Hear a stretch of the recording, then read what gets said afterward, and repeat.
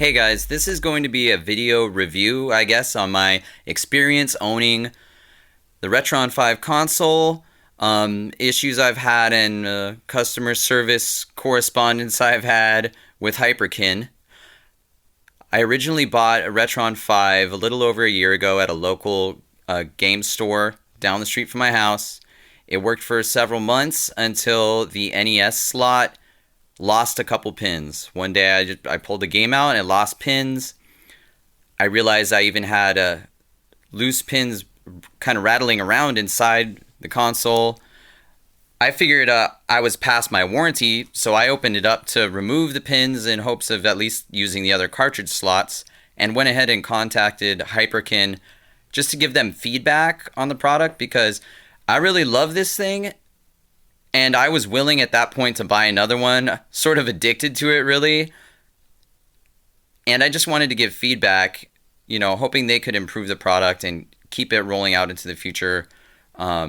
Just more support for the product. So, as it turned out, the customer service person was really nice. They let me know that actually I was still within my warranty, although I had technically voided it by opening the system up, which... to do that, you've got to remove these little rubber feet, and the screws are under there. And once you get all those out, then you can open it up. He went ahead and still went ahead with the exchange process. I sent them a picture of my original receipt. They paid the shipping for the box to have it sent to them. Everything went pretty quickly. I got this unit probably, I guess it was just maybe a week and a half or something like that. Maybe 2 weeks turnaround. And I was kind of excited because at some point, either this box or maybe the whole system, I'm trying to focus, came from a sort of famous game store. Come on, camera, focus for me. Talk about anticlimactic moment here. Oh my gosh. Just read the dang thing.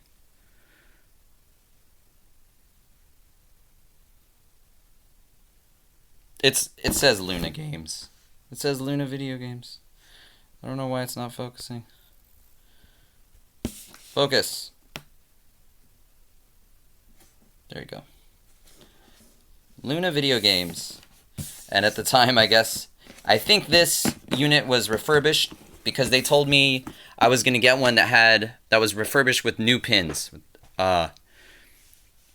So at some point, originally either the box or this console was originally sold at Luna. It got returned, refurbished, sent back to me. So I thought that was cool. It was like an extra souvenir that came along with my exchange. Luna Games, as I said, it's sort of famous.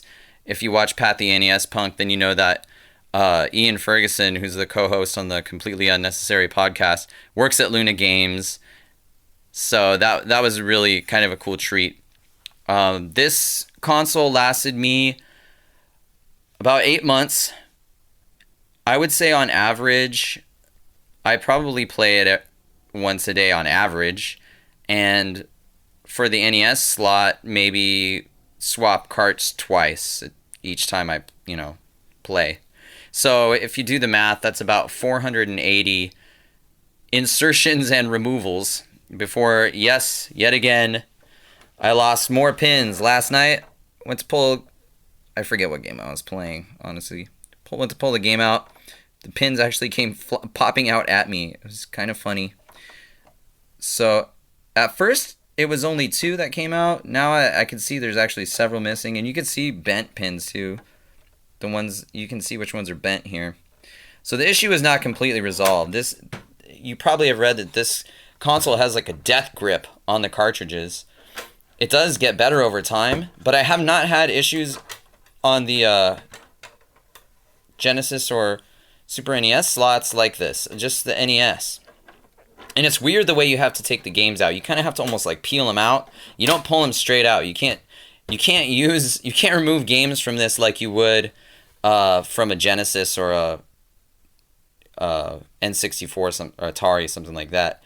I think if they had an eject button, that would be really neat. That would probably bring the cost up a bit, I guess, but maybe it would be worth it if it would be something that would help. I don't know, somehow help the longevity, help the pins to last longer. Last night, the pins came out, and I think, the first two came out. I forget what game I had in there, and I was curious because I decided, hey, let me just see what happens when I put a game in. I tried a couple different games, and it was showing unknown cartridge, and then I put in 3D World Runner, and it actually read it. So I guess, carts that don't utilize the pins that are missing, you could theoretically still use those to load, so that you could be able to load ROMs, and that's sort of a workaround if this happens to you. You could use the IPS files off your SD card and still play the games you own, even if you're missing a couple pins. Hopefully you could get lucky and have that be the situation. I decided I was going to go ahead and reach out to Hyperkin again. If nothing else, just to give him the feedback, let him know how long this thing lasted for me.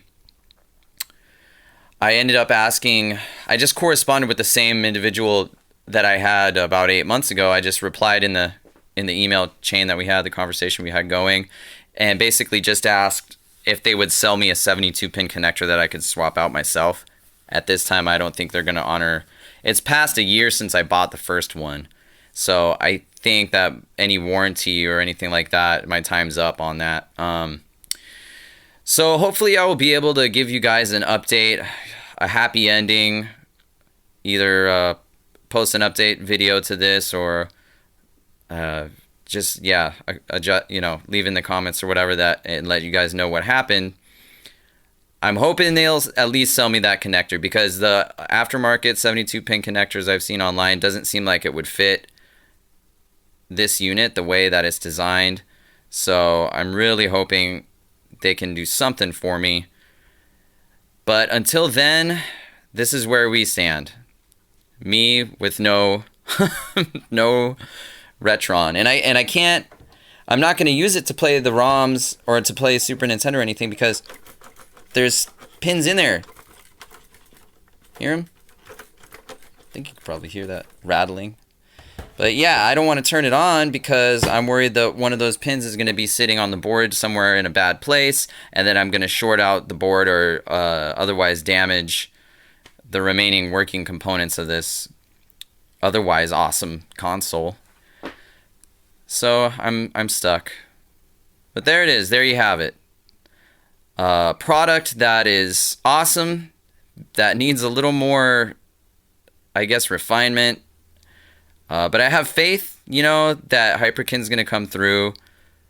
They were cool to me before, and I'm hoping they can help me out. And I will let you guys know what the outcome is. Until then, thanks for watching. See you later.